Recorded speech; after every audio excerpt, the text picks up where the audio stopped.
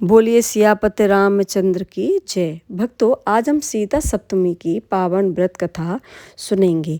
माता सीता के प्रकट होने का उत्सव मुख्य रूप से बैसाख के महीने के शुक्ल पक्ष की नवमी को मनाया जाता है। कोई इसे जानकी नवमी भी कहता है, कोई सीता नवमी भी कहते हैं।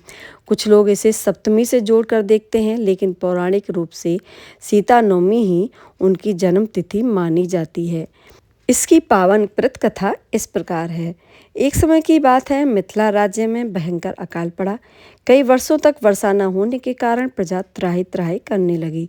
राजा जनक ने इस संकट के समाधान के लिए ऋषियों से परामर्श किया, तो ऋषियों ने बताया कि यदि राजा स्वयं हल चलाकर धरती को जोतें तो भगवान इंद्र प्रसन्न होंगे और वर्षा होगी।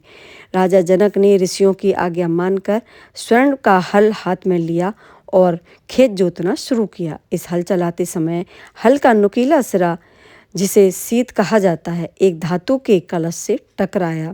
जब उस कलश को बाहर निकाला गया तो उसमें एक बहुत ही सुंदर तेजस्वी कन्या लेटी हुई थी।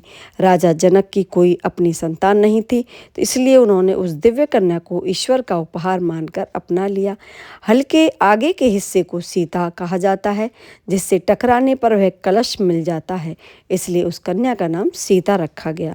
उन्हें राजा जनक की पुत्री होने के कारण जानकी वैदेही या मिथिलेश कुमारी भी कहा जाता है।